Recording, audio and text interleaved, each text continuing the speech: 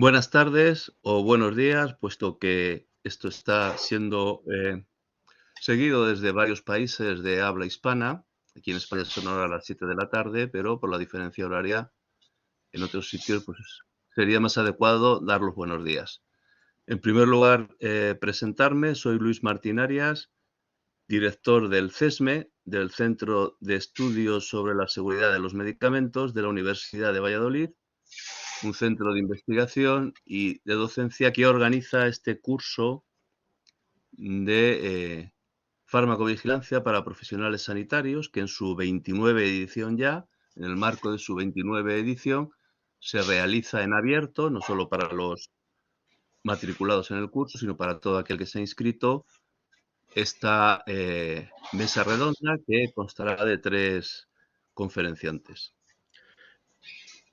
Están aquí también presentes los otros tutores del curso, que se presentarán ahora, María Saiz y Esther Navarro, que hará de moderadora y es la que ha organizado esta actividad.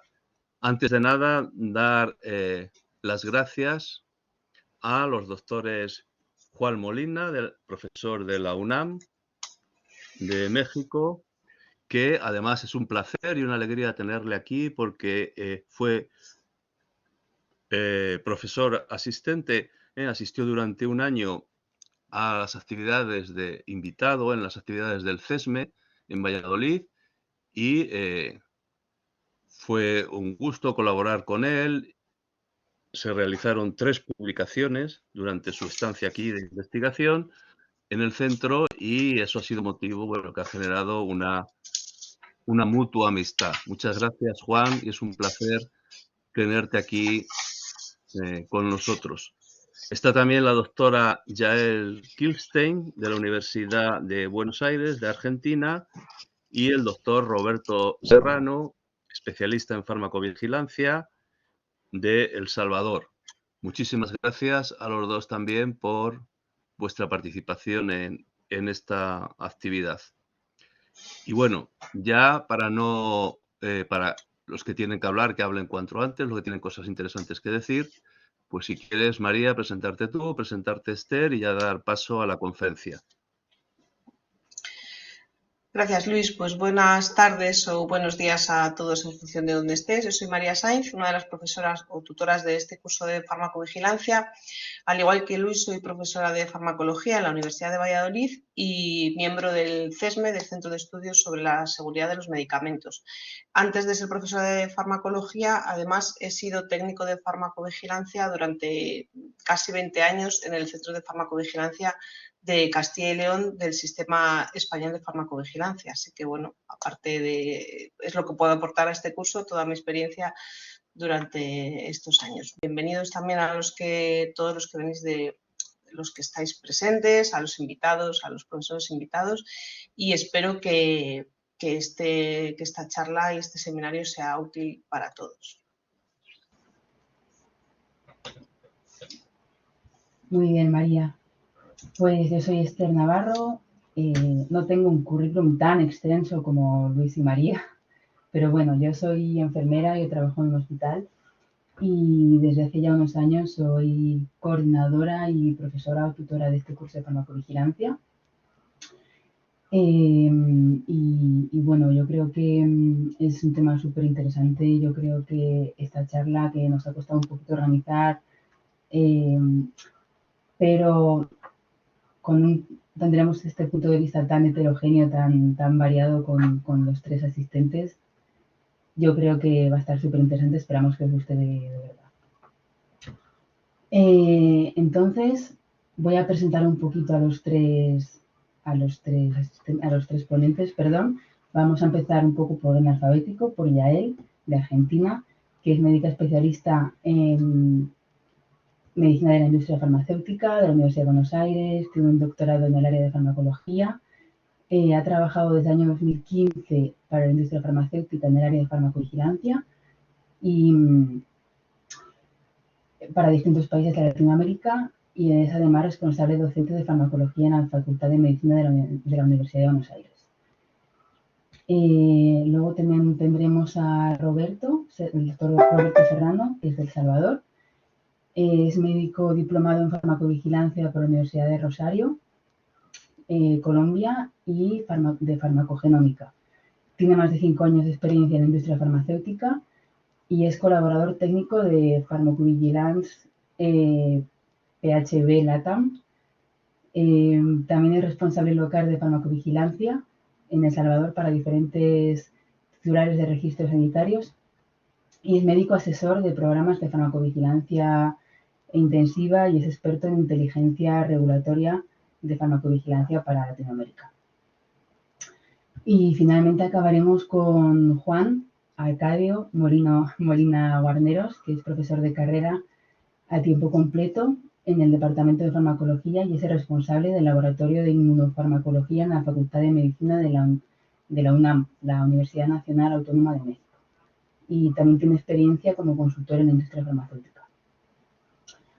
Así que nos van a hablar los tres, uno detrás del otro, y dejaremos las preguntas para el final, ¿vale? Las preguntas que tengáis, tanto de cada una de las ponencias, las guardaremos para el final.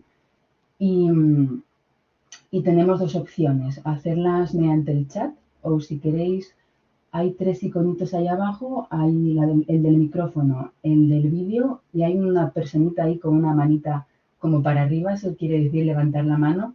Le hacéis clic ahí, yo os veo y os activo el micrófono y la cámara, ¿vale? Y hacéis la pregunta de manera así un poco más presencial, ¿vale?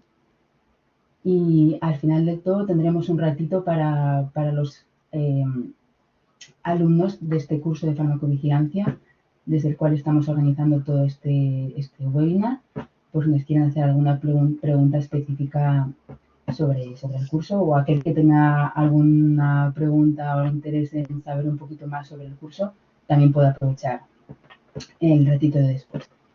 No me enrollo más, si te parece, Luis, doy paso a Yael. Perfecto. Sí, por supuesto. Vamos a empezar ya. Gracias, Esther. Gracias, Esther. Entonces, comparto la pantalla, ¿te parece? Sí, yo creo que sí.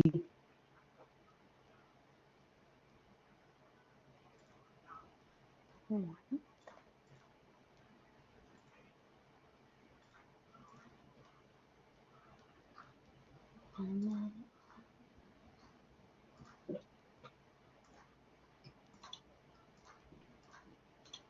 Ahí se ve. A ver.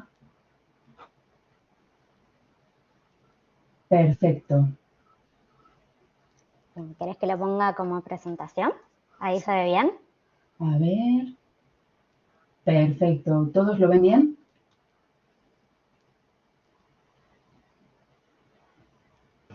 Sí, lo veo perfecto, Esther.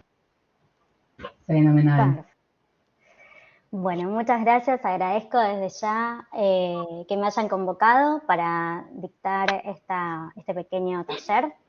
Espero que les sea provechoso. Como Esther contó, yo soy docente de farmacología en la Universidad de Buenos Aires y actualmente trabajo en el área de farmacovigilancia en la empresa PHB LATAM. Voy a pasar rápidamente a dar la clase, si no le saco más tiempo a mis compañeros. Yo de lo que voy a hablar es de la situación de farmacovigilancia tanto en la Argentina como en la región, ¿sí? En Sudamérica.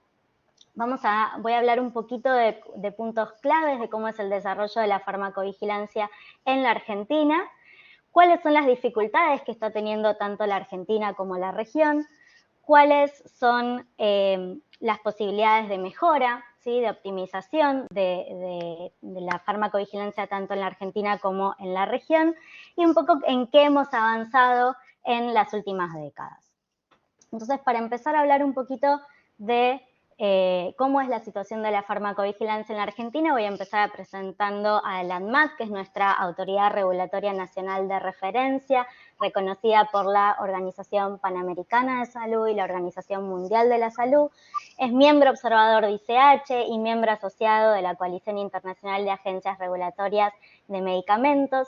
Y todo esto la lleva a mantener hoy en día un alto nivel de exigencia regulatoria y que sea, digamos, mundialmente reconocida como una agencia o que seamos, digamos, uno de los países de alta vigilancia sanitaria con una agencia regulatoria fuerte. Actualmente hay un convenio entre la ANMAT y Uppsala Monitoring Center, perteneciente o dependiente de la Organización Mundial de la Salud, para el uso de productos y de servicios, incluyendo Vigilize, Vigiflow e e-reporting. Me voy a tomar un tiempo particular de esta clase para hablar un poquito más en relación a la implementación de e-reporting en Latinoamérica. ANMAT implementó en el año 2019 la utilización del programa Vigiflow como base nacional de reacciones adversas, lo cual ha sido un gran adelanto o un gran avance dentro de lo que es la gestión de eventos adversos en la Argentina. Algunas generalidades entonces de la farmacovigilancia en Argentina. Hoy en día la farmacovigilancia se rige por la disposición número 5358 del año 2012. Como verán, no es tan vieja, es relativamente nueva para lo que es la farmacovigilancia. Y que es la disposición de buenas prácticas de farmacovigilancia y demás documentos, como el documento Consideraciones de esta disposición, que actualizaron un poco o hacen algunas aclaraciones respecto de esta disposición regulatoria. Con respecto a la figura del responsable de farmacovigilancia, en la Argentina el responsable no tiene que ser necesariamente médico, pero sí tiene que tener acceso a una persona que tenga esta calificación dentro del equipo de trabajo. Y sí, este responsable tiene que estar disponible en la Argentina de manera permanente y continua y obligatoriamente tiene que tener un suplente nominado ante la agencia regulatoria. Es posible terciarizar las actividades del responsable de farmacovigilancia, aunque siempre la responsabilidad legal derivada del cumplimiento de las obligaciones siempre recae sobre el TARC. El TARC es el laboratorio, a quien nosotros llamamos titular del registro y autorización de comercialización. No hay, de acuerdo a esta disposición de buenas prácticas, la obligatoriedad de presentar un PCMF, y el equivalente a un PCMF es la ficha de relevamiento de laboratorios de especialidades medicinales, cuyo objetivo es informar respecto de cómo es el sistema de farmacovigilancia establecido por el laboratorio para dar cumplimiento con las obligaciones que están previstas por esta disposición. La presentación de esta ficha es obligatoria y es de frecuencia anual o cada vez que sea necesario comunicar el cambio de un responsable o de un suplente de farmacovigilancia. En respecto al reporte de eventos adversos a la autoridad, hoy en día el reporte se hace por mail, es decir, se hace por correo electrónico. Se envía un formulario de reporte estandarizado que puede estar en formato PDF o en formato XML a diferentes direcciones web, dependiendo de si es un laboratorio o si son pacientes, profesionales sanitarios o efectores periféricos. Pero en el año 2023 se ha suscrito un acuerdo entre Uppsala Monitoring Center y ANMAT por el cual se incorpora el uso de la herramienta e-reporting industria a los servicios ya utilizados desde el año 2019 y a partir de agosto de 2023 se inició un proyecto piloto utilizando el módulo de e-reporting industria en el entorno real y hay un grupo de 20 laboratorios que ya han empezado a utilizar a modo piloto este módulo de e-reporting industria y han realizado el envío de notificaciones a la base nacional de reacciones adversas, que hoy en día dijimos es Vigiflow, a través de este módulo e-reporting industria. Lo que se espera es que la implementación formal, oficial y como única vía de reporte sea e-reporting industria y se espera que esto se formalice en el primer cuatrimestre del año próximo, del año 2024. Sí, a partir de octubre del 2023, sí está habilitado el uso del módulo e-reporting para pacientes, profesionales sanitarios y efectores periféricos para el envío por parte de estos notificadores de los reportes de reacciones adversas, ESAVIS, que son los eventos asociados atribuibles a vacunas y cualquier otra situación especial de seguridad. Bueno, lo que se reporta son RAM, reacciones adversas graves, no graves, eventos esperados e inesperados. Pueden provenir de fuentes solicitadas o espontáneas, de búsquedas bibliográficas, errores de medicación, usos off-label, etc. No voy a sacar tiempo en esto, quiero pasar a esto otro, que es cuáles son las situaciones en las que hoy en día ANMAT exige o requiere el sometimiento de un plan de gestión de riesgos. Hoy en día hay dos situaciones en las que ANMAT exige el sometimiento a un PGR y es al momento del registro de la especialidad medicinal, se requiere el sometimiento a un plan de PGR para un producto que contenga un nuevo ingrediente farmacéutico activo, es decir, una nueva molécula, productos biológicos incluyendo vacunas, un producto similar donde una cuestión de seguridad del producto innovador o de referencia requiere la realización de actividades de minimización de riesgo, una asociación fija que no tenga evidencia de comercialización en lo que nosotros llamamos países del anexo 1 del decreto 150, que básicamente son países que tienen alta vigilancia sanitaria. Cualquier medicamento que se registre bajo condiciones especiales. En la Argentina, los medicamentos huérfanos, por ejemplo, se registran bajo condiciones especiales y en estos casos es obligatorio el sometimiento de un PGR. O siempre que la autoridad regulatoria lo requiera. La otra situación en la que se requiere el sometimiento a un PGR es siempre que haya, en el caso de una renovación, una modificación del registro, por ejemplo, medicamentos registrados en el que se producen cambios significativos que puedan implicar un posible riesgo, ya sea una nueva dosis, una nueva vía de administración, un cambio en la indicación, y que ese cambio implique un posible riesgo, siempre que la autoridad competente lo requiera o a instancias del laboratorio, del titular del registro, al identificar un problema de seguridad con el medicamento en cualquier estadio del ciclo de vida del medicamento. Respecto de cuál es la situación respecto de informes periódicos de seguridad, acá en la Argentina los llamamos informes periódicos de actualización de seguridad o IPAS, el equivalente es los PSUR en inglés. En la Argentina es obligatorio el sometimiento ante ANMAT de todas las especialidades medicinales. Es decir, no se discrimina entre aquellas que tengan un alto riesgo o que tengan alertas sanitarias vigentes o que sean productos nuevos. Independientemente del tiempo de comercialización, para todos los productos es obligatorio el sometimiento efectivo de los informes periódicos de seguridad. Y se deben someter independientemente de que la autoridad los requiera, ¿sí? Es decir, se someten como parte de la práctica de la farmacovigilancia de rutina. Se puede utilizar cualquier formato internacionalmente aceptado, es decir, si bien la disposición 53-58 tiene un formato local específico y exige un cierto contenido, acepta los formatos internacionales, por ejemplo, los formatos ICH, debido a que contiene básicamente lo que está dispuesto en esta disposición 53-58 y también se aceptan los PBR. Con respecto a la periodicidad se inicia desde el inicio de la comercialización, no desde el registro, sino desde el inicio de la comercialización, y se deben presentar semestralmente durante los primeros 2 años en el mercado, luego en forma anual y a partir del 4.º año la presentación es trimestral. No obstante, nuestra disposición permite, en el caso de laboratorios multinacionales o de productos licenciados a laboratorios nacionales, que los laboratorios puedan adaptarse a los plazos de presentación aprobados internacionalmente. Por ejemplo, si están siguiendo el calendario europeo, poder seguir esas periodicidades de presentación, en tanto y en cuanto se le dé comunicación al Departamento de Farmacovigilancia de ANMAT y se presente un cronograma o se formalice en un cronograma propuesto de cómo se van a someter los IPAs. Esto es muy importante, ahora más adelante voy a explicar por qué esto es muy importante para la Argentina y para la región. Y es que ANMAT está aceptando armonizar los cronogramas de sometimiento de los IPS a el listado EURD, ¿sí? el European Reference Date List.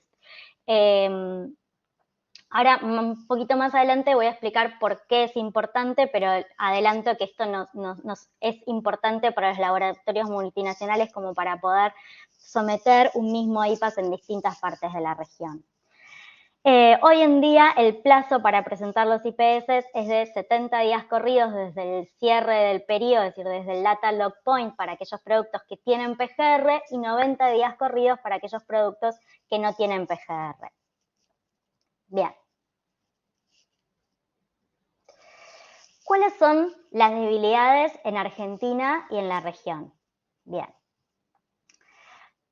Hoy en día, salvo algunas excepciones y excepción de, como dijimos, esta prueba piloto que se está haciendo respecto de la implementación del módulo e-reporting industria, salvo esas excepciones, hoy en día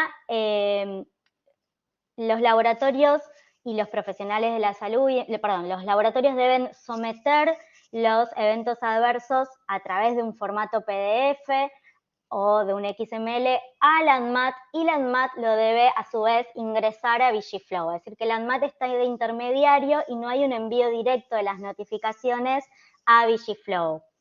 Esto hace que haya muchísimo riesgo en cuanto a que se cometan errores en la transcripción, a que no se puedan detectar reportes duplicados, al requerimiento de personal humano para realizar esta actividad. Y de hecho, hace menos de un año había un formato distinto en el cual se quedaban online los eventos, y eso a su vez había una persona que manualmente ingresaba esos datos en la base de datos Vigiflow, con lo cual imagínense el riesgo de que se cometan errores en esta transcripción de una base de datos a la otra. Hoy en día, afortunadamente, se va a poder implementar el módulo de e-reporting tanto para industria como para profesionales de la salud y efectores periféricos y pacientes, lo cual va a facilitar, digamos, la transferencia directa o la carga directa en Vigiflow, y que esto a la vez alimente Vigibase. Bien. Otro gran problema es que los pacientes, profesionales sanitarios y efectores periféricos deben contar con conectividad, dado que las agencias, la mayoría de las agencias, no ofrecen la posibilidad de someter físicamente, y esto no es un dato menor. En la Argentina todavía tenemos áreas, digamos, lugares en el país que todavía tienen dificultades de conectividad, de acceso a Internet, y el no tener la posibilidad de someter bajo otra forma resulta un problema. Lógicamente el problema, digamos, o la solución a este problema es mejorar la conectividad, mejorar el acceso a Internet en el país, ¿no es cierto? Bien, que es algo en lo que se está avanzando de a poco. Bien. Otras debilidades u otros problemas que enfrenta tanto la Argentina como la región es que hoy en día tanto los laboratorios multinacionales como los laboratorios nacionales registran y comercializan sus especialidades medicinales en distintos países de Latinoamérica a través de filiales y a través de distribuidoras, pero se encuentran con que las agencias sanitarias de toda Latinoamérica tienen diferencias regulatorias importantes en cuanto a los requerimientos de sometimiento de eventos adversos, de sometimiento de IPAS, de sometimientos de PGR, y esto va en contra, digamos, de la unificación de criterios y de la armonización de las actividades cotidianas de un laboratorio. Las diferencias, por ejemplo, se ven en cuanto a la obligatoriedad de sometimiento de IPAS. Por ejemplo, en Colombia, en Uruguay y en Paraguay no hay una obligatoriedad de sometimiento, sino que los informes tienen que estar hechos y a disponibilidad de la agencia regulatoria si la agencia lo solicitara. No hay una obligatoriedad de someter PGRs para registro para varios productos, como vimos en la Argentina. Por ejemplo, en Costa Rica solo hay obligatoriedad de someter PGRs al momento de un registro para productos biológicos. La frecuencia de los IPAS difiere de un país al otro. Algunos países consideran el inicio del periodo a partir de la fecha de comercialización del producto, como vimos en la Argentina, otros a partir del registro, otros aceptan el IVD, que es la fecha internacional de nacimiento de la molécula, otros permiten adoptar la periodicidad para la preparación y el data lock point de la lista EURD, como vamos a ver que en Colombia hace muy poquito se aceptó que se adopte la periodicidad establecida por la lista EURD. En otras agencias no aceptan plazos internacionales. También hay diferencias en cuanto al formato y al contenido. Si bien muchas disposiciones tienen formatos locales, muchas agencias regulatorias aceptan el sometimiento de SUR con formato ICH, E2C. Muchos difieren en los plazos de sometimiento, como les conté. Los plazos de sometimiento del Data Log Point, por ejemplo, en Guatemala son de 60 días, calendario a partir del Data Log Point independientemente de la periodicidad. En Argentina vimos que son distintos y en muchos países los plazos de sometimiento a partir del Data Log Point son totalmente distintos, totalmente variables. La necesidad de traducir el resumen ejecutivo, por ejemplo, la Agencia de Panamá requiere que para aquellos laboratorios multinacionales que presentan SUR en inglés, se traduzca sí o sí el resumen ejecutivo, pero por un traductor oficial, mientras que en otras agencias regulatorias aceptan una traducción sencilla sin estar certificada por un traductor oficial. Las vías de sometimiento son distintas. Por ejemplo, en Argentina se somete a través de una plataforma virtual que se llama Trámites a Distancias. En Chile se hace por mail. En Uruguay se hace en forma física. Entonces ven que hay muchísimas diversidades o diferentes criterios regulatorios, y eso lo que hace es que un laboratorio que necesita someter un IPAS en muchos países no pueda someter un único IPAS y el mismo IPAS con una única periodicidad y con una única, con un único periodo abarcado en todos los países de la región al mismo tiempo, sino que tenga que estar haciendo múltiples documentos para adaptarse a la legislación de cada país. Por eso la importancia de poder armonizar, ¿no? Ahora vamos a ver cómo podríamos armonizar esto. Bien. A la vez lo que sucede es que no hay una evaluación centralizada o armonizada de los IPAS para un mismo IFA por las distintas agencias sanitarias, como pasa en la Unión Europea. En la Unión Europea existe el PRAC, que nos permite hacer una evaluación centralizada, única, armonizada de todos los IPAS.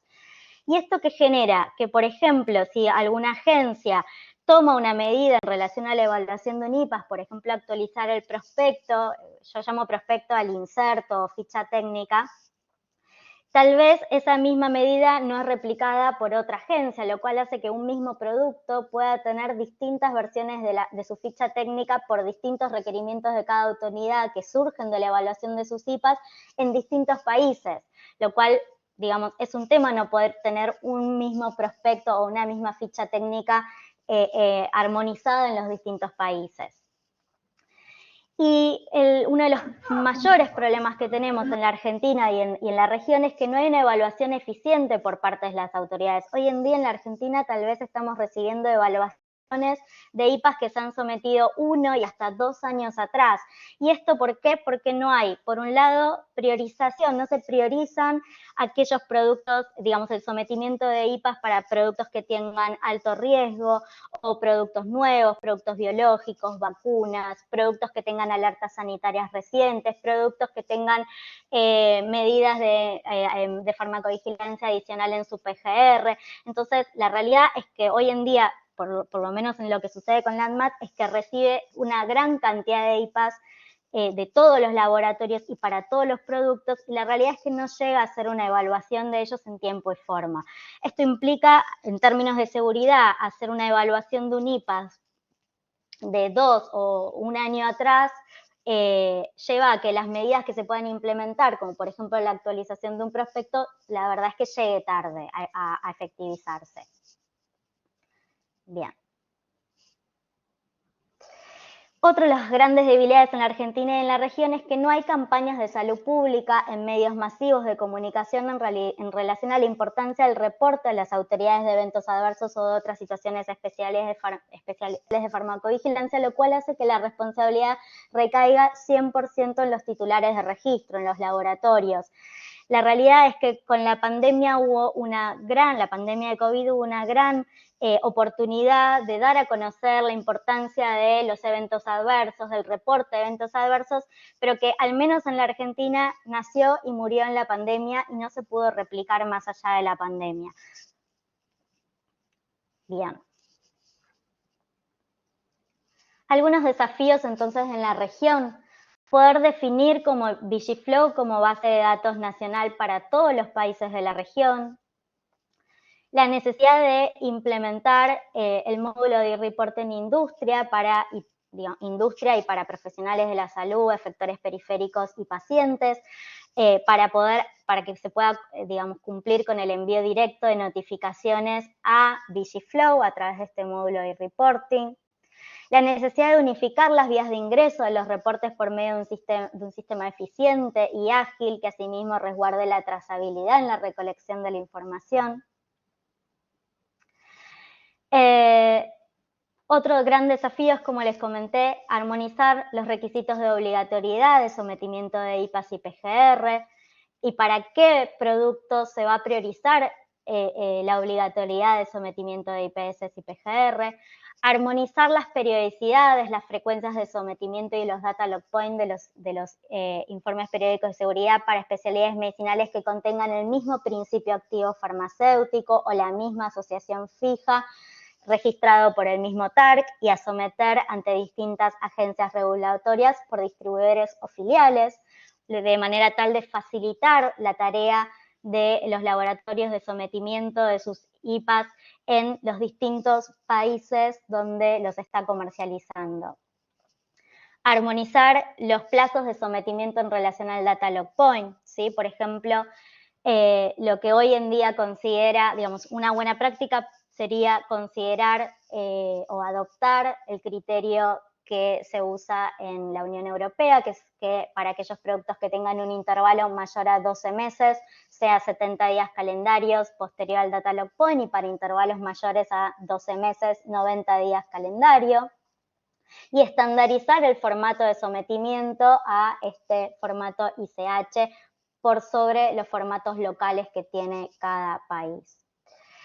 Lograr, como dijimos, una evaluación centralizada de los IPS a través de la creación de un comité regional equivalente al PRAC de la Unión Europea, de la EMA. Y la necesidad de armonización entre las distintas agencias sanitarias de la TAM, y a su vez entre las agencias de la TAM y las agencias de países de altas vigilancias sanitarias como es EMA. Hoy en día la realidad es que la ANMAT y las distintas agencias regulatorias de Latinoamérica están continuamente mirando mucho y bajo el ala de alguna manera de lo que hace la agencia europea y de lo que hace la agencia de Estados Unidos, FDA, pero muchas veces, como dijimos, esas acciones llegan un poco tarde a Latinoamérica. Sería ideal que pudieran trabajar las agencias sanitarias de Latinoamérica mucho más en paralelo y en conjunto con las autoridades, con las agencias regulatorias de los países de alta vigilancia. Bien.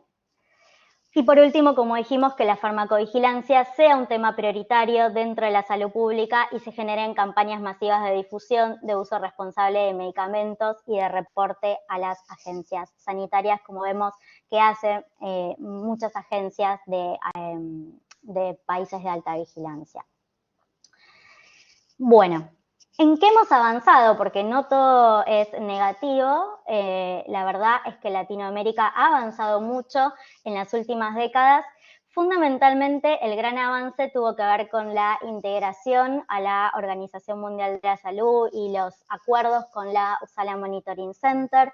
El centro de monitoreo de Uppsala, de la Organización Mundial de la Salud, provee soporte al programa de monitoreo, el Programa Internacional de Monitoreo de Drogas, con productos y servicios y mantenimiento de la base global de la Organización Mundial de la Salud, que es Vigibase. ¿Sí? Recordemos que Vigiflow alimenta esta base de datos global que es Vigibase, que contiene los reportes de seguridad de casos individuales compartidos por los Estados miembros. Hoy en día tiene 140 miembros completos y 30 miembros asociados.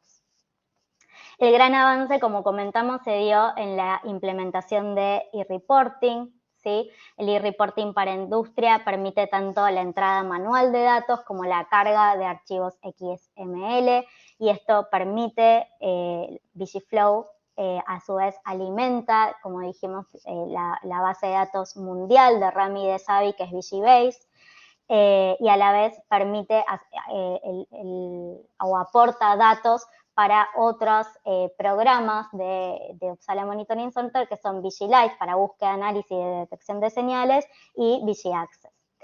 En julio de 2023 había más de 35 millones de notificaciones de reacciones adversas en VigiBase. Bueno, un poquito un resumen de lo que estuvimos viendo respecto de e-reporting. E-reporting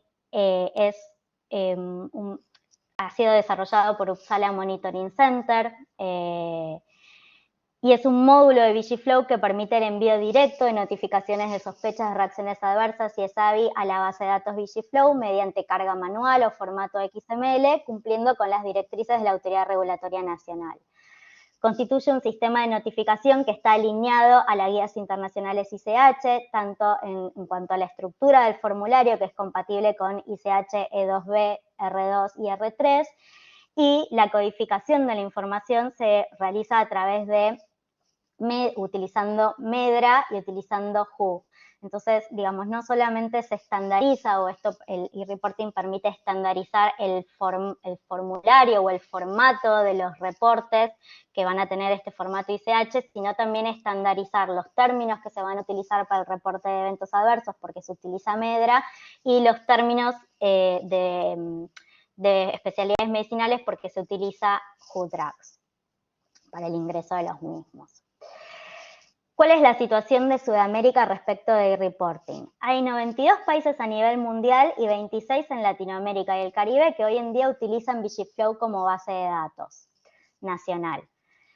Hoy en día, Argentina y Uruguay, como comentamos, están en etapa piloto de implementación de e-reporting y se espera que la implementación oficial se dé en el primer trimestre del 2024. Tanto Ecuador como Perú, como Colombia y Venezuela ya sí implementaron oficialmente el uso de e-reporting y de VigiFlow como base de datos nacional.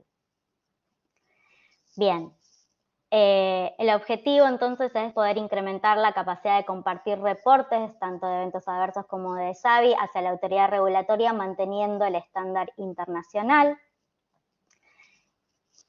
Esto es un poco para que lo tengan después, para si lo quieren leer, cuáles un poco los beneficios de esta herramienta de e-learning, tanto para el módulo de entrada manual de datos como para la carga de archivos XML, pero sí comentarle que uno de los principales problemas que surgió en Latinoamérica respecto de la implementación de e-reporting tiene que ver con que los laboratorios tienen la necesidad de contar con una licencia Medra y una licencia Who Drugs, que para muchos laboratorios es o resulta bastante onerosa. El valor de la licencia Medra se estipula de acuerdo a los ingresos de cada laboratorio, pero bueno, hay bastante disparidad en Latinoamérica, por lo menos en la Argentina, respecto de aquellos laboratorios que podrían comprar o adquirir la licencia Medra y algunos países, y algunos laboratorios para los cuales la adquisición de esta licencia resulta bastante onerosa y bastante difícil de concretar, ¿no? Esto es uno de los problemas o de las situaciones que se dio, al menos en la Argentina. Bien. Dudas y preguntas las vamos a ver al final del módulo, entonces le voy a dar el pase a Roberto de El Salvador. Muchas gracias, doctora. ¿Me confirman cuando puedan ver la proyección de mi pantalla?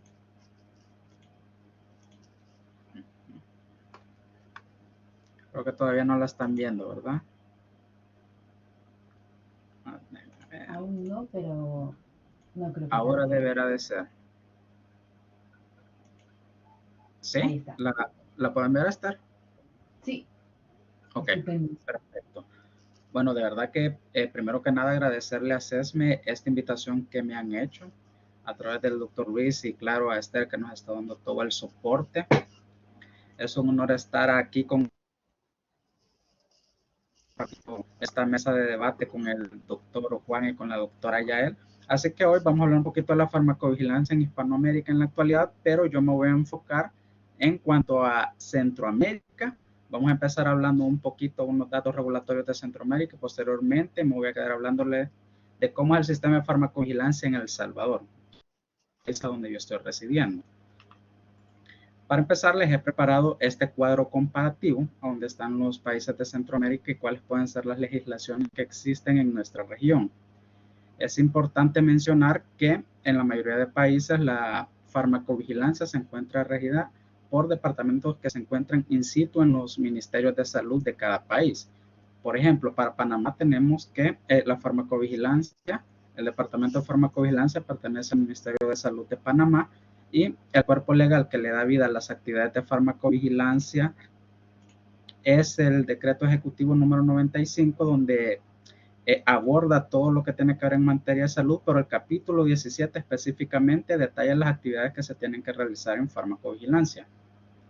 En Costa Rica, uno de los cuerpos legales de farmacovigilancia es el Reglamento de Buenas Prácticas de Farmacovigilancia 39.417-S, a donde va a mencionar todas las actividades de farmacovigilancia, y también hay cuerpos legales complementarios como el Reglamento del Centro Nacional de Farmacovigilancia. En Nicaragua, por su parte, tenemos la normativa 63, que es la norma de farmacovigilancia, y en Honduras el acuerdo número 3258 del 2021. Y pongo a Honduras en amarillo, me voy a tomar unos minutos para hablar del caso específico de Honduras, ya que dentro de la región es uno de los países que tiene poco implementado quizás el Sistema Nacional de Farmacovigilancia. Y es que a partir de la creación de este acuerdo en 2021 se encuentra la primera legislación que menciona cuáles son las actividades que se deben de realizar en el territorio hondureño. Sin embargo, vemos que solo se encuentra enfocado principalmente a hospitales de la red de salud pública, ya que el Departamento de Farmacovigilancia pertenece a la Secretaría de Salud, que vendría siendo el homólogo de los ministerios de salud en los otros países. Entonces aquí tenemos un primer punto de mejora en la región, ya que en Honduras sí se viene trabajando o implementando de una manera más lenta los sistemas de farmacovigilancia. Mientras que en Guatemala lo respalda la normativa 19 del 2009 del Programa Nacional de Farmacovigilancia, muy bien implementada. Y en mi país tenemos dos cuerpos legales. El más reciente es la norma técnica de farmacovigilancia del Acuerdo 190 del 2022 y el Reglamento Técnico Salvadoreño de Farmacovigilancia 11020216, publicado en el año 2017. Ambos vigentes y de cumplimiento en mi país. También he puesto otros aspectos en cuanto a la regulación para que puedan darnos una idea de qué tan implementados pueden estar estos sistemas en cada país. Y si hablamos, por ejemplo, lo principal que es el hacer, o lo primero que se nos viene a la mente cuando hablamos de farmacovigilancia, que es el sometimiento de reacciones adversas, les menciono que en este sentido, en toda la región centroamericana, sí nos encontramos armonizados, ya que todos los países reportamos a través de la plataforma Notifacedra. Dicho sea de paso, esta es una plataforma homóloga de Facedra, que es la farmacovigilancia española, datos de reacciones adversas. Así que del apoyo del Sistema Nacional de Farmacovigilancia de España surge esta plataforma en 2017. Quiero mostrarles cómo se ve. Si ustedes ingresan a la dirección para notificar un evento adverso, que es notificacentroamerica.net, van a tener esta ventana de inicio, a donde para realizar una notificación de eventos adversos solo van a seleccionar el país del que están notificando. Pudiese ser El Salvador, por ejemplo, Guatemala, Honduras, Nicaragua, Costa Rica o Panamá. Y aquí están todos los ministerios de salud que son los encargados de regular las ciencias de farmacovigilancia en estos países. Al hacer clic sobre un país, les va a desplegar esta otra ventana, que es a donde específicamente ya nos consulta de quién va a notificar. ¿Va a notificar un ciudadano, un profesional de la salud, o es una notificación de la industria farmacéutica? Es muy importante mencionar que para las notificaciones de la industria farmacéutica es necesario crear un usuario con contraseña, que este se puede obtener de manera muy accesible, solo completando los datos que tienen que ver con dirección de correo electrónico, nombre del titular del registro sanitario, por ejemplo, número de teléfono. Una vez mencionado esto, y lo llamativo es que a pesar de que en el acuerdo de Honduras no se encuentra muy detallado cómo es la notificación de eventos adversos, ellos sí tienen la posibilidad de notificar a través de esta plataforma. También otro indicador que nos puede mencionar qué tan desarrollado puede estar un sistema o no de farmacovigilancia en nuestra subregión es la presentación de informes periódicos de seguridad y planes de gestión de riesgo. Acá no voy a ahondar mucho más porque, bueno, la doctora Yael ya nos dio una mirada bastante exhaustiva tocando aquellos puntos especiales como pudiesen ser Guatemala y Panamá, pero es muy importante mencionar que por lo menos El Salvador sí tiene un formato local para presentar estos reportes agregados de seguridad, pero que también pueden ser aceptados en el formato de la ICH, que es el E2C R2, si no me equivoco, al igual que en toda la región.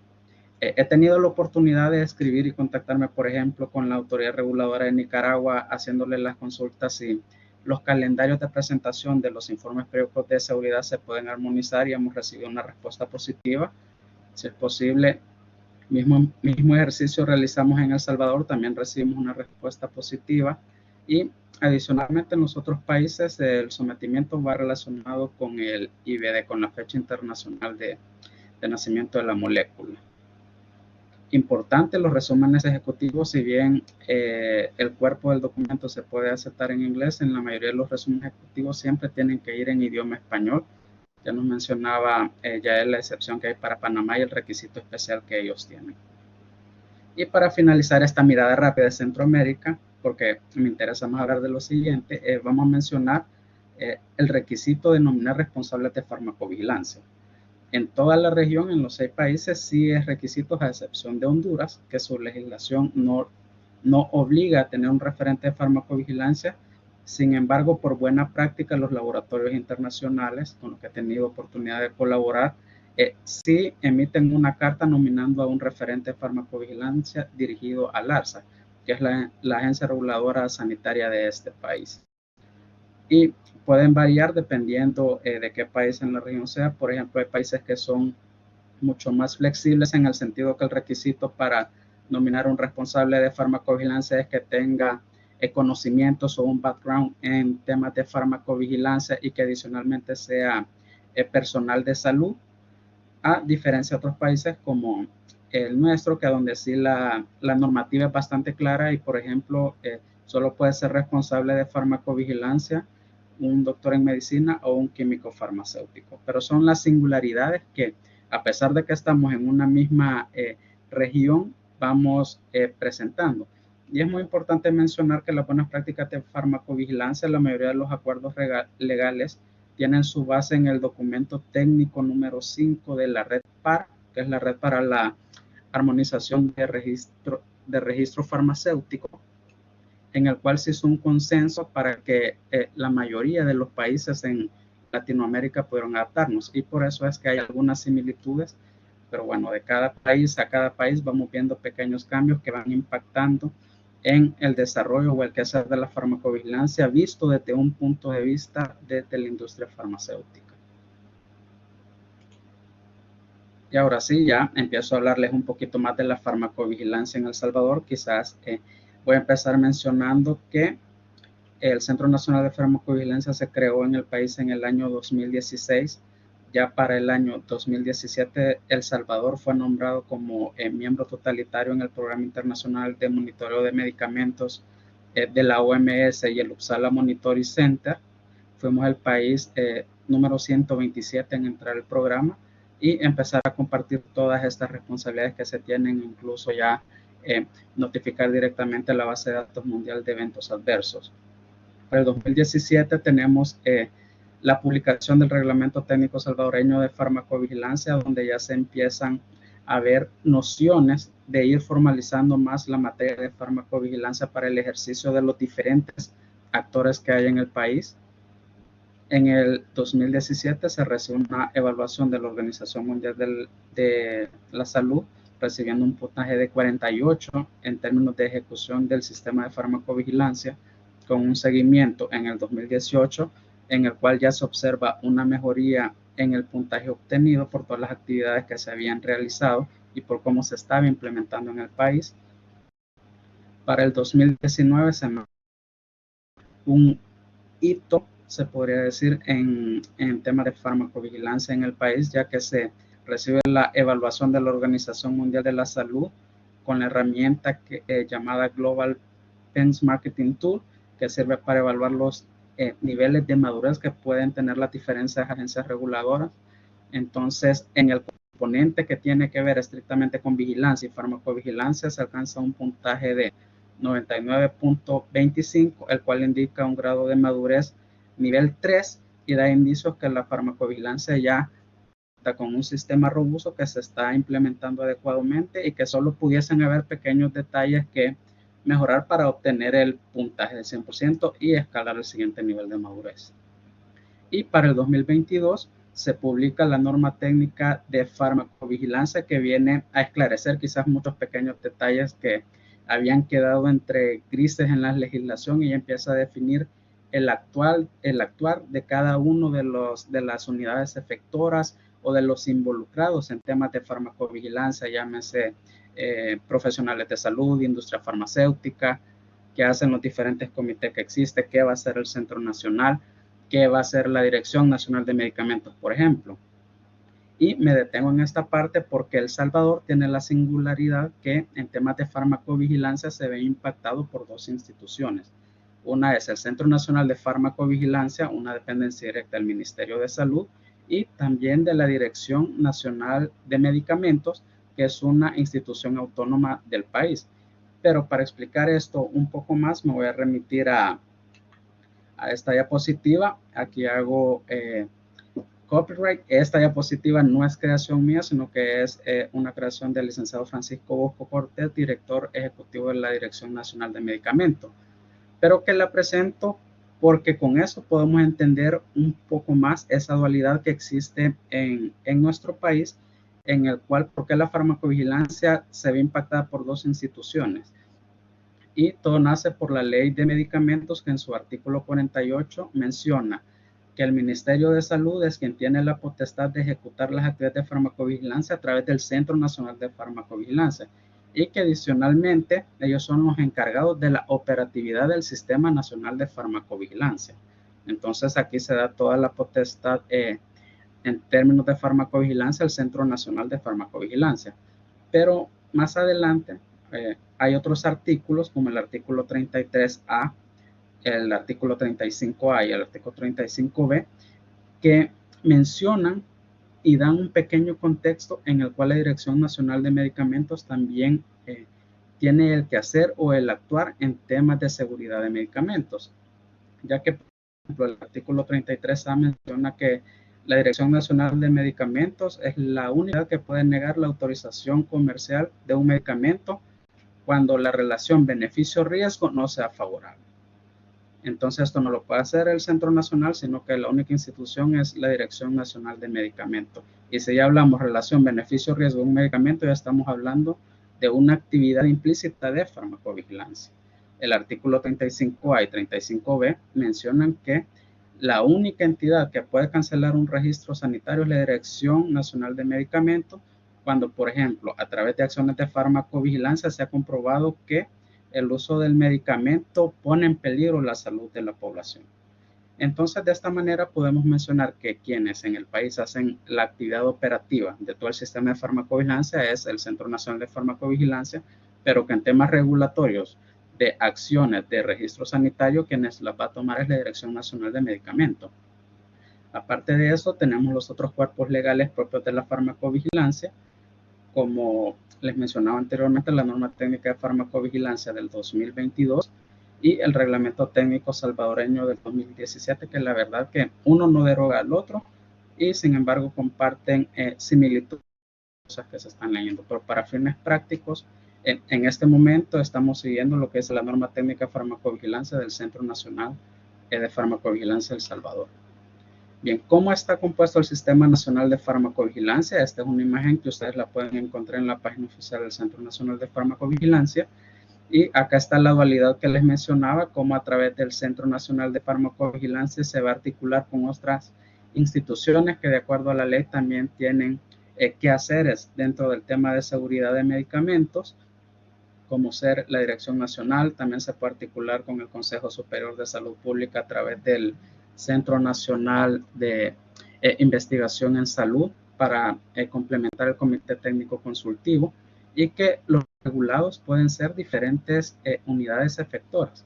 Y esto es muy importante porque es una de las oportunidades o de los retos que se ha planteado dentro de nuestro país. Por ejemplo, tenemos que el sistema de salud se encuentra muy fragmentado, ya que tenemos un instituto salvadoreño del Seguro Social, el Ministerio de Salud, el Fondo Solidario para la Salud, Sanidad Militar, el Instituto Salvadoreño de Rehabilitación Integral, el Instituto Salvadoreño de Bienestar Magisterial y todas las entidades privadas como titulares de registros sanitarios, laboratorios, droguerías, importadores, exportadores, etc. Ahora imagínense para el Centro Nacional de Farmacovigilancia crear una guía de evaluación para certificar todas estas instituciones tan heterogéneas. Era un reto demasiado difícil, porque si el sistema estaba fragmentado, cada uno va a tener una característica diferente y no se podía aplicar una misma guía de supervisión a todos porque tienen sus particularidades. Sin embargo, recientemente se han publicado las guías con las cuales ya se encuentran específicamente dependiendo de qué tipo de unidad efectora se está evaluando. Al momento todavía no ha iniciado el proceso de certificación en buenas prácticas de farmacovigilancia, pero tengo entendido que es un proyecto que se tiene a corto plazo para empezar a implementarlo. Bien, hoy les voy a hablar un poquito de estadísticas. La fuente de todo esto es el boletín número 9 del 2022 del Centro Nacional de Farmacovigilancia. Solo para que tengamos una historia en términos de notificación, cómo ha estado avanzando la farmacovigilancia desde el 2017 que se creó el Centro Nacional de Farmacovigilancia. Por ejemplo, se iniciaron que este año se hiciera un reporte de 718 casos. A medida que los sistemas se fueron implementando y se empezaron a ver el trabajo del Centro Nacional de Farmacovigilancia, cada año se fue incrementando en la estimulación de la notificación de eventos adversos. Sin embargo, para el 2020 tenemos una caída, que esto está relacionado definitivamente con la pandemia del COVID. Recordemos que todas las actividades que se traían planificadas se tuvieron que detener y los esfuerzos se centraron en la lucha contra el COVID-19 y sin embargo en el 2021 vemos este repunte con el reporte de 4.398 casos definitivamente relacionado al uso de la nueva vacuna contra el COVID-19. Ya para el 2022 vemos que el efecto es positivo en el sentido de que se ha aumentado un 0.5% en la cantidad de reportes. Y esto es bueno porque significa que en la población, en los principales efectores, se está permeando el sentido de la notificación de eventos adversos, que es algo fundamental para el quehacer de la farmacovigilancia. Acá podemos ver el comportamiento del 2022 en cuanto a meses, siendo los meses con mayor incidencia de reportes febrero, marzo y abril. No me voy a detener en esto. Los eventos mayormente reportados fueron pirexia, cefalea, mialgia, dolor en la zona de vacunación, muy probablemente relacionados todos con eventos de vacunación, y 8.4 relacionados con náusea. Importante es que la gran mayoría, que es lo que se espera, el 93.3% de las notificaciones fueron eventos no serios, mientras que el 6.7% fueron eventos serios. Esta gráfica la puse porque me encanta. ¿Quiénes están notificando más? Estos son datos del año 2022. El Ministerio de Salud notificó 36.8% de los eventos adversos. En un segundo lugar tenemos la industria farmacéutica internacional con el 34.2%. Y por último, la industria farmacéutica nacional 1.1%. Si yo tuviese que hacer un análisis en frío, solo viendo los números, yo podría decir que reporta más la industria farmacéutica internacional porque ellos tienen más consolidado sus sistemas de farmacovigilancia y hay una cultura de notificación de farmacovigilancia, a diferencia de la industria nacional que todavía se encuentra, mejor dicho, en un proceso de aceptación, de adaptación, de conformación de los sistemas de farmacovigilancia de cada titular. Si nos vamos por personas, reportaron más los médicos, en segundo lugar los farmacéuticos y otro profesional de la salud. Pero el punto de mejora es este. Solo el 0.9% vino de los ciudadanos, cuando lo ideal fuera que la mayoría de reportes viniera de la población, ya que los eventos adversos inciden directamente sobre los pacientes. Ellos tuviesen que haber sido quienes reportaron también, quizás no el primer lugar, pero sí se esperaría que fuera un valor un poco más alto. Bien, esta es la revista Conciencia, la revista de la Dirección Nacional de Medicamentos. Publicó su primer volumen en marzo 29 del 2023 y aquí hay un artículo que me encantó, que se llama Farmacovigilancia en El Salvador, el rol de la industria farmacéutica. Fue redactado y escrito por la licenciada Marilyn Olinda de León Castro de la Dirección Nacional de Medicamentos y la licenciada Verónica María Palomo Campos, que es la coordinadora del Centro Nacional de Farmacovigilancia de El Salvador. Y me gustó porque acá nosotros podemos ver a través de este artículo de investigación el trabajo articulado que existe entre las dos instituciones. Les recomiendo que puedan revisarlo, verlo. Ahí ustedes van a encontrar un overview general de la legislación de farmacovigilancia en El Salvador. Por ejemplo, requisitos para responsabilidad de farmacovigilancia, requisitos de informes periódicos de seguridad, de planes de gestión de riesgo, de archivo maestro de farmacovigilancia. Pero lo puse acá principalmente porque yo me quedo con la conclusión a la que ellas llegaron. Y se las voy a leer textual. Dice, finalmente podemos concluir que sobre la base legal de la obligatoriedad de cumplimiento para la industria farmacéutica en materia de farmacovigilancia, no debe entenderse como una medida punitiva la exigencia de los requerimientos técnicos administrativos. Y me quedo con esto porque todavía hay mucha creencia más en la industria farmacéutica nacional que estas actividades de farmacovigilancia se hacen con un carácter punitivo, cuando esto no es cierto. Sabemos que cuando notificamos y se implementan bien los sistemas de farmacovigilancia, lo que estamos haciendo es trabajo en materia de prevención, en evitar grandes catástrofes que pudiesen ocurrir, en mitigar riesgos. Entonces, por eso me gusta esta conclusión, porque acá deja muy claro que las actividades nunca van a ser punitivas ni se busca castigar a nadie, sino que se busque el bienestar de los pacientes y de la salud pública en general. Perspectivas de El Salvador que yo tengo, pienso que los síntomas son muy buenos porque la Dirección Nacional de Medicamentos en este momento es la coordinadora de la red de puntos focales de farmacovigilancia en América. Lo será durante 2 años y ellos tienen en su poder ahorita organizar reuniones y tratar de hacer actividades que impulsen la farmacovigilancia no solo en el país, sino que ayude a tomar decisiones a nivel de América Latina.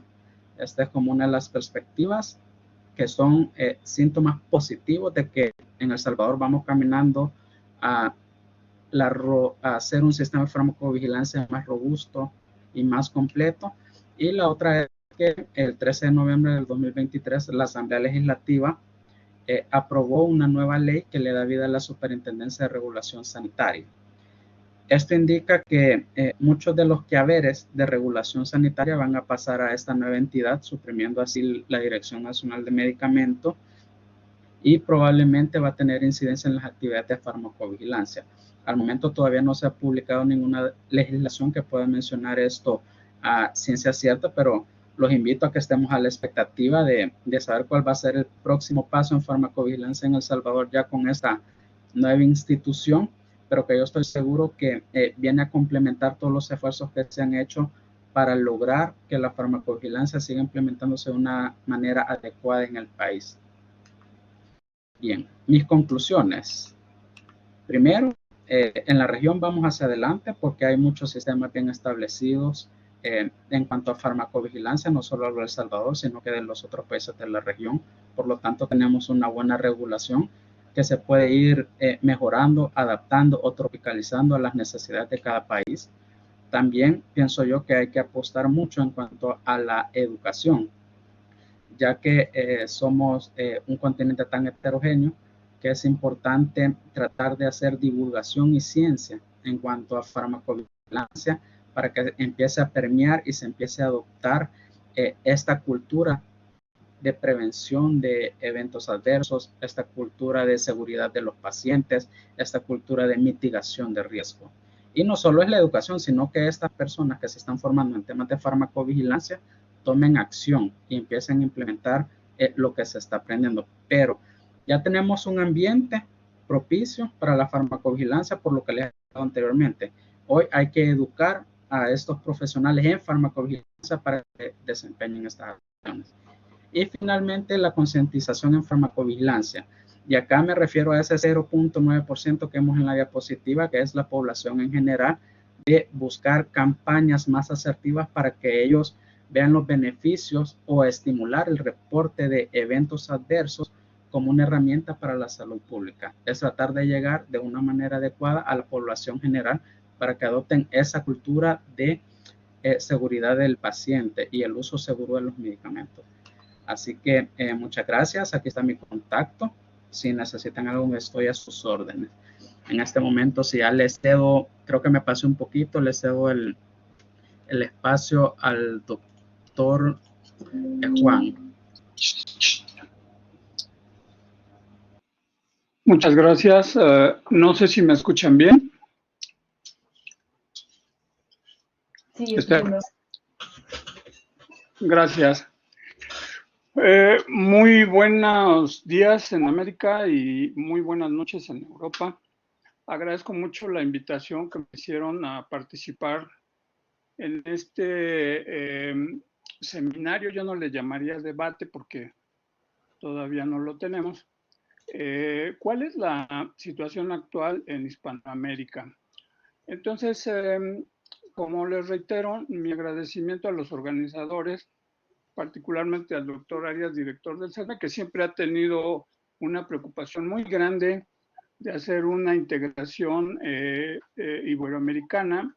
En este caso, pues yo me voy a permitir hablar de la situación en México concretamente, porque de los países al norte de México, pues ya no son Hispanoamérica, y mis compañeros ya muy bien hicieron unas presentaciones muy apropiadas de lo que es Centroamérica y todo Sudamérica. Entonces me voy a centrar básicamente en lo que es México y pues van a ver ustedes una presentación que por problemas de compatibilidad no tengo el control de la presentación, pero le voy a rogar a Esther si me hace favor de correr la presentación para que puedan irla viendo. Quizá la vean un poco más pequeña que las otras capturas de pantalla, pero a ver si la tenemos aquí en un momento. Listo, aquí está. Entonces, pues bueno, el tema ustedes ya saben perfectamente de qué se trata y yo solo les voy a hablar de México. Y afortunadamente, la siguiente, por favor. Y afortunadamente, pues como solo hablaré de México, ustedes pueden ver esta página, la revisé el día de ayer. Esta información es tomada del sitio web de lo que es el gobierno de México y cuál es la agencia reguladora, que es la Comisión Federal para Protección de Riesgos Sanitarios. Entonces, como ustedes pueden ver esta información aquí, pues lo que es la farmacovigilancia en México, cuál es su objetivo principal. Ustedes lo pueden ver aquí muy bien. Y la siguiente, por favor. Esther, por favor, la siguiente. No, una anterior. Aquí está.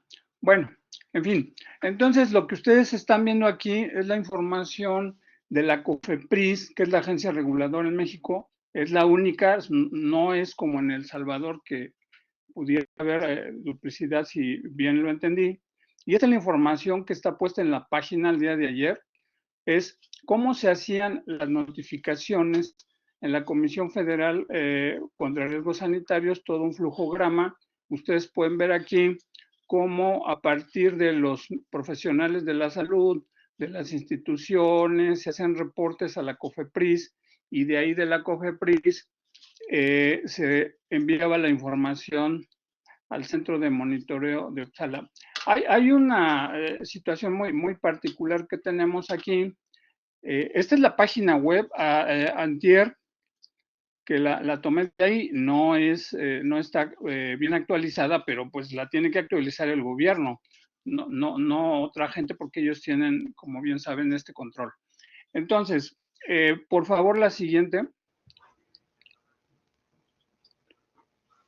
No sé si se pasan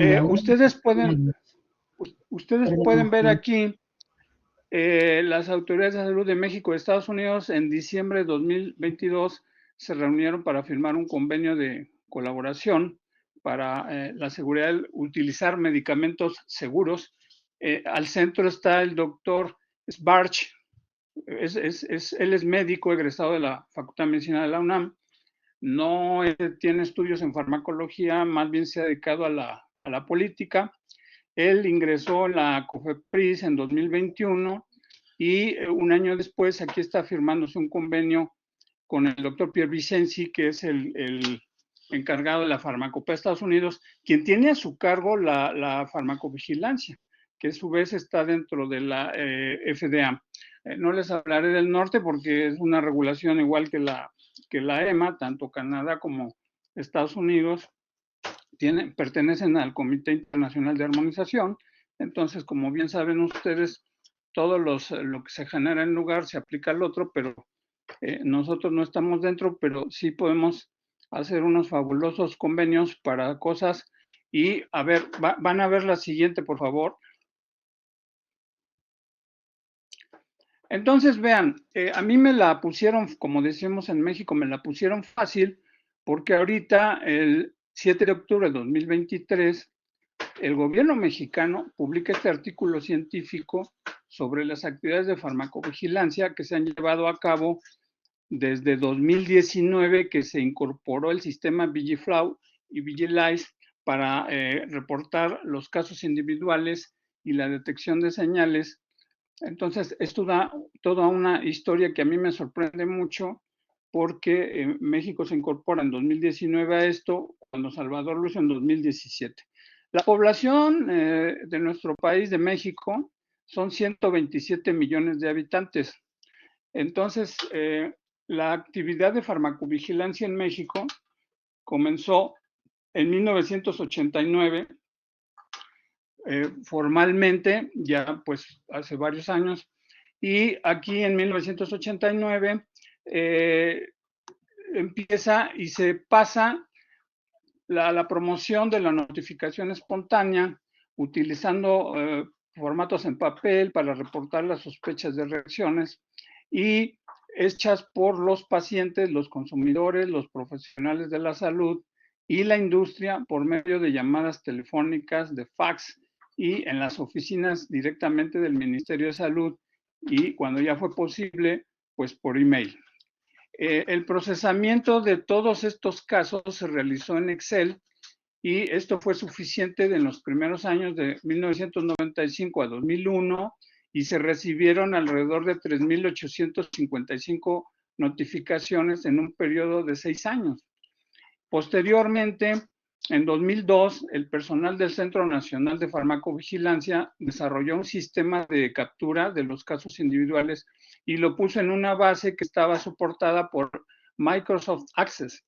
Esta herramienta fue suficiente para llenar las necesidades de los reportes de acuerdo a la publicación de la primera norma oficial mexicana de farmacovigilancia que publicó el gobierno en 2002. Es una norma oficial muy completa, muy extensa, que ha recibido actualizaciones, pero vamos cómo ha avanzado esto. Esta interfase que les menciono, la de Microsoft Access, se compartió con otros miembros del sistema nacional, como los centros estatales, los centros institucionales y con los poseedores de los registros. Tuvo el objetivo de eliminar la recaptura de los reportes en papel a los electrónicos que hasta entonces hacía el Centro Nacional de Farmacovigilancia. Con el uso de esta base de datos se pudo compilar y enviar las notificaciones en formatos TXT al programa de monitoreo internacional de la Organización Mundial de la Salud vía correo electrónico, las cuales eran en primer lugar revisadas por el Centro de Monitoreo de Uppsala y posteriormente incorporadas en VigiBase. Desde enero de 2010 hasta la migración en septiembre de 2019, el COFEPRIS utilizó VigiFlow de manera intermitente, utilizando una versión demo y ya antigua, y como un proyecto piloto para capturar y transmitir eventos adversos posteriores a inmunizaciones a VigiBase. Hubo en este periodo de 2010 a 2019 alrededor de 8.587 reportes que fueron capturados en esta plataforma y posteriormente incorporados a VigiBase. COFEPRIS migró a VigiBase en septiembre de 2019. A ver, por favor, si me dan la siguiente diapositiva. Miren, en este artículo que se acaba de publicar hace mes y medio, estos son los puntos claves que argumenta el gobierno mexicano de lo que pasó de 2019 a que empieza a diciembre de 2022, pues para mejorar los procesos de reporte, hacerlos más eficientes y mejorar la cantidad y la calidad de estos reportes. Entonces se incrementaron los reportes por los tenedores de los registros y fueron compartidos con la Organización Mundial de la Salud.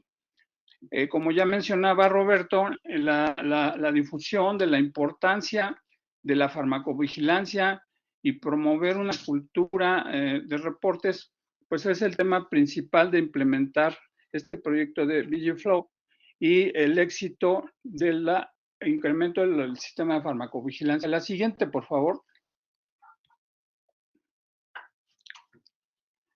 Lo que les estaba comentando, esta es toda la historia, desde que empieza en la República Mexicana en 1989 la actividad de farmacovigilancia hasta 95, cuando se inaugura el Centro Nacional de Farmacovigilancia, y en 1999 se une México al Programa Internacional de Monitoreo de Fármacos. De esta fecha hasta el 2017 se utilizó una base de datos en Microsoft Access que se pudo compartir, y se publicó en 2002 la norma oficial mexicana 220, que es la norma oficial para regular toda la farmacovigilancia, y en 2017 es cuando se deja de utilizar esta base de datos y se cambia a una que se llamaba NotiReport, que se usó hasta 2019. Entonces, a la vez se utilizó, como pueden ver, entre 2010 a 2019 esta versión antigua de VigiFlow para los eventos adversos contra vacunación. Debo decirles que en 2016 hubo alrededor en 2016 hubo alrededor de 40,000 reportes de reacciones adversas a todas las vacunas que se aplicaban en México, y a partir de septiembre de 2019 México se convierte en miembro completo del Centro de Monitoreo y consigue el apoyo a través de la Organización Panamericana de la Salud, pues para poder obtener este sistema y el VigiLice también. De entonces a la fecha, hasta diciembre de 2022, hay alrededor de 207,000 reportes de reacciones adversas. La norma oficial mexicana, la 220, se actualizó en 2016 y ya ahora tengo entendido que apenas se va a hacer otra nueva actualización, pero toma su tiempo. La ley mexicana es bastante complicada, compleja, y se hace un periodo una vez que se hacen las consultas. Esto tarda 6 meses más o menos. La siguiente, por favor. De manera que este esquema ya lo presentó la doctora Yael, nada más que yo no lo traduje porque lo tomé de la revista, de la fuente original, de la revista en donde está, cómo es que se ha migrado a este sistema que ella mencionaba, el reporte, el e-report, que se le fue aprobado a México en el 2022 para hacerlo a través de los teléfonos celulares. Entonces, ¿cómo se hacen estos reportes a VigiFlow? Directamente en el formato del Comité Internacional de Armonización, el E2B, y utilizando también el diccionario MEDRA, y de aquí pues se envían a VigiBase. Entonces, ustedes pueden ver aquí cómo a partir de aquí en VigiLice pues, se organizan lo que pueda haber o no señales, y se comparten con todos los países miembros. La siguiente, por favor.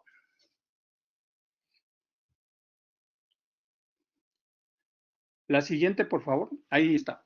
Entonces quiero mostrarles aquí en esta figura que también es de la propia publicación que hizo el sistema de COFEPRIS. Inclusive el autor ahí, el último autor, es el ministro de Salud de México, y también está el médico especialista Sbarch como director de la COFEPRIS.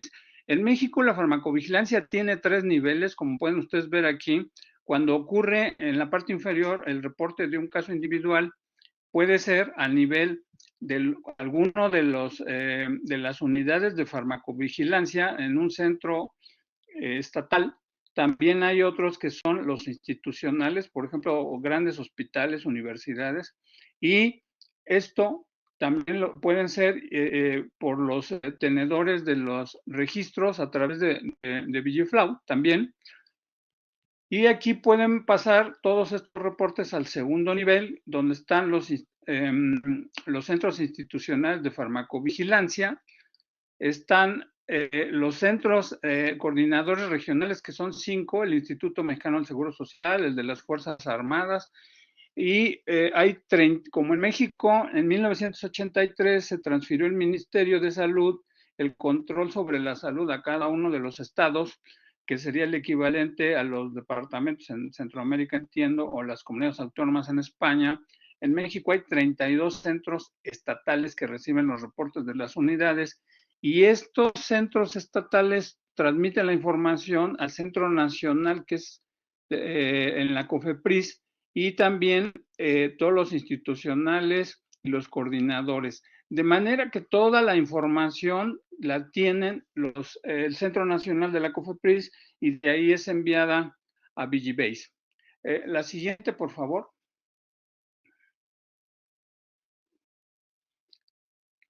Entonces, aquí estamos viendo algo como la industria en México, los tenedores de los registros, que es esto en color azul, son los que hacen el mayor reporte al Centro Nacional de Farmacovigilancia. En Salvador es el 34.2%, aquí en México es el 45%.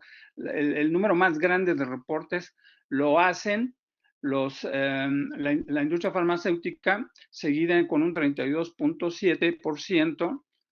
Este es el periodo de 2019 a 2022 que se empezó a utilizar ya formalmente con autorización de Uppsala, y podemos ver aquí que los centros regionales de farmacovigilancia son los que envían al Centro Nacional, y los reportes de luego la industria posteriormente, pero es el segundo lugar de quien hacen los reportes. Y rebanada pastel que está en color gris son los eventos adversos posteriores a la inmunización, que también se hacen a través de un centro para la infancia y la adolescencia del gobierno mexicano, que es un número bastante menor, el 19.7, y a diferencia de los otros casos, ustedes pueden ver cómo los profesionales de la salud son los que menos reportan aquí en nuestro país. Esto les da un total de 207,869 reportes en un periodo de más o menos de 3 años, porque es de 2019 de septiembre de 2019 hasta diciembre de 2022. Esto está tomado de este artículo original, que como lo hacen el ministro de Salud y el director del Centro Nacional de la COFEPRIS, la Comisión Federal de Protección de Riesgos Sanitarios.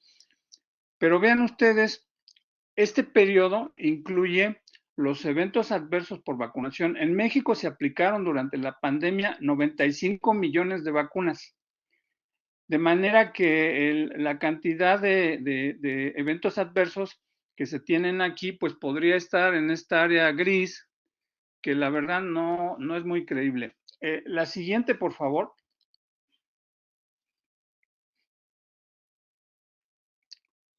Entonces, vean ustedes aquí cómo este es igual del artículo original, cómo ha crecido desde el inicio de la farmacovigilancia en México, cómo ha crecido el reporte de las notificaciones de casos individuales, y en las barras rojas pues están básicamente los reportes que recibe el Centro Nacional de Farmacovigilancia en color vino, y en la parte inferior en azul están el número de reportes que es menor que se reportan a Vigibase.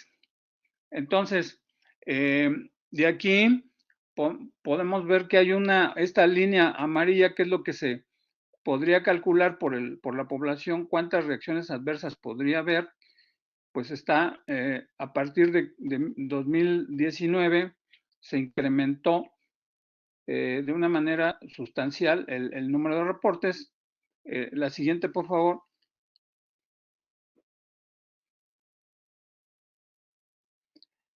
Esta es otra manera de presentar los mismos datos.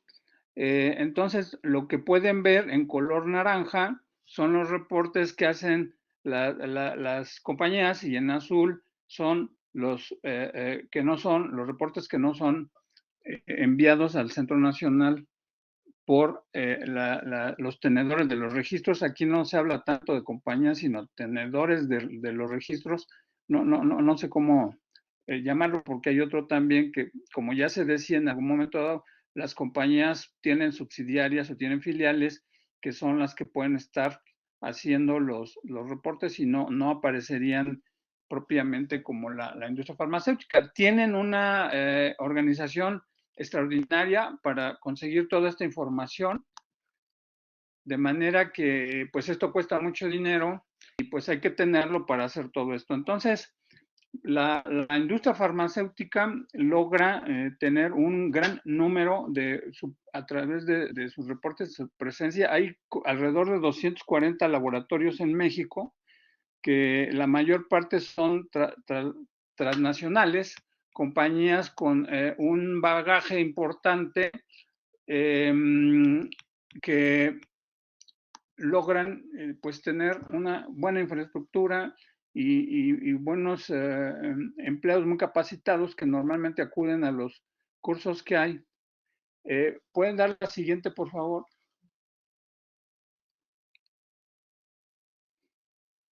Bueno, entonces les quiero comentar esto.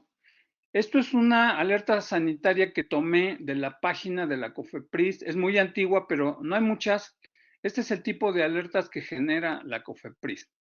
Básicamente, si ustedes pueden ver en la parte inferior, pues son alertas que solamente le convienen a la industria, ¿no? Le están haciendo piratería de un producto. Es bueno que se reporte, que se sepa, pero si ustedes revisan 10 alertas sanitarias en México, todas son de este tipo.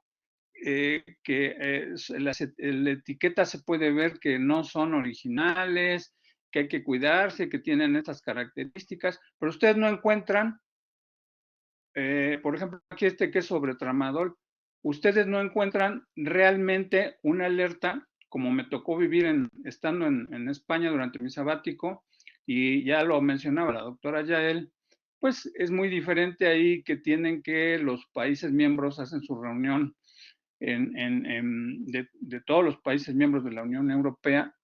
Un país no se manda solo, tiene que haber concordancia con los demás países, a diferencia de México, que México sí se manda solo, no hace reuniones con América del Norte más que para firmar convenios. Pero les quiero comentar ahorita, porque vamos a pasar a la parte final. La siguiente, por favor. ¿Cuáles son las debilidades de la farmacovigilancia en México hasta el 28 de noviembre de 2023? En primer lugar, yo considero que es la falta de transparencia, porque no hay acceso a la información, excepto para los propios integrantes del Consejo Nacional de Farmacovigilancia de la COFEPRIS.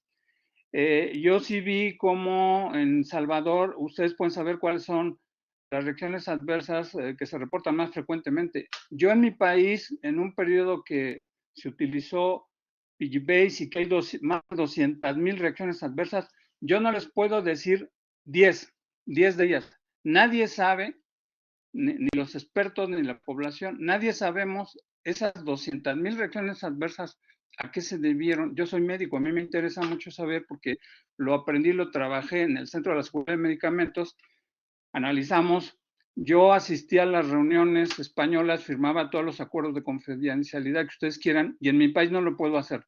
A mí no me aceptan, a pesar de que las universidades deben de estar en este consejo, a mí no me aceptan ahí porque está casi totalmente gente de la industria y de algunas instituciones. Entonces, no hay transparencia, no sabemos cuáles son las reacciones adversas que presenta nuestra población a esos 95 millones de vacunas, ni a nada.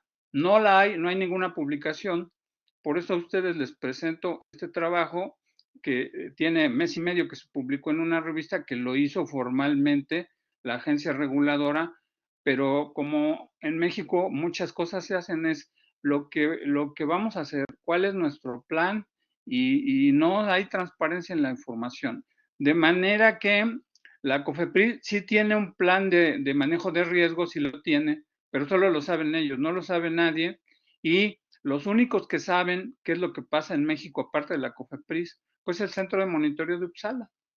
Entonces no entendemos, pues, para qué nos serviría a nosotros toda esta organización, este gasto enorme de dinero, porque así como la Fórmula 1 le cobra a sus afiliados por hacer sus grandes premios, Uppsala también cobra por darte el soporte técnico, no lo critico, sino es necesario porque hay mucha gente involucrada en hacer mucho trabajo, hay costos y tienes que tener un sistema financiero para que puedas ser miembro, no es nada más quiero llenar estos aspectos técnicos, hay que estar pagando el soporte que se te da y que te puedan compartir la información de otros países, pero los que nos hemos entrenado y conocemos qué es lo importante para la población, no la parte regulatoria como la que presentaron mis compañeros muy atinadamente, muy bien, y pues yo no pude presentarles eso porque es imposible que yo pueda tener esos datos.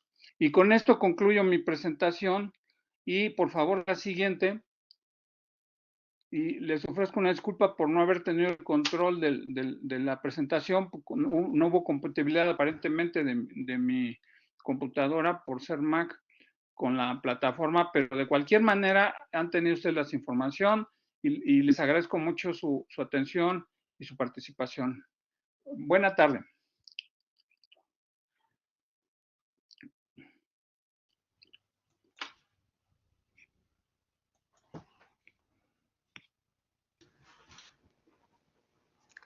Bueno, muchísimas gracias, doctor Juan Molina, doctor Roberto Serrano, doctora Yael Kilstein. Han sido 3 presentaciones intensas e interesantes. Yo creo que además nos han dado una visión panorámica de tantos países y de una zona geográfica tan amplia y tan variada, tanto de América del Norte hispana como Centroamérica, como Sudamérica. Hemos visto, yo creo, bastante bien las fortalezas y las debilidades de cómo está ahora mismo la farmacovigilancia en estos países.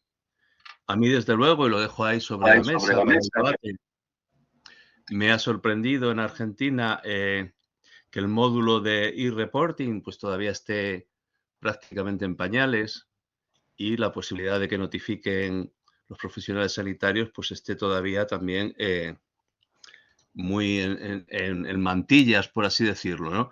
Desde luego, lo que nos ha presentado el doctor Roberto Serrano en Centroamérica me parece que es lo más parecido a lo que nosotros conocemos en España, es prácticamente idéntico y por la experiencia que tenemos en España es una buena forma de organizar la farmacovigilancia, yo creo, por lo que ha dicho el doctor Molina, que estuvo aquí trabajando un año, su año sabático en España, en Valladolid. Al final todo esto, todo este enorme esfuerzo organizativo, burocrático, legislativo y demás, tiene que plasmarse en conocer los riesgos de los medicamentos, cuantificarlos, valorarlos, compararlos y proteger a la población. Proteger a la población de este riesgo evitable que son las reacciones adversas de los medicamentos. Y yo creo que tal y como está organizado ahora mismo el sistema en Centroamérica y en El Salvador, creo que van por muy buen camino. y desde luego se verán resultados, yo creo, en este sentido, ¿no? Y luego en México, pues bueno, ya nos había informado el doctor Molina en la relación que tenemos de algunas deficiencias. A mí me ha sorprendido que solo el 2% de las notificaciones en este artículo tan recientemente publicado. Es otra cosa que quiero agradecer a los tres ponentes, que han dado una información muy actualizada, muy actualizada. Yo creo que esto es muy valioso, ¿no? Porque no sé si se habrá hecho una información tan actualizada y tan panorámica de toda Iberoamérica, ¿no? Pues que solo el 2% de los profesionales de salud notifiquen. Y sobre todo la falta de transparencia, ¿no? Eso yo creo que lo ha dejado muy claro el doctor Molina.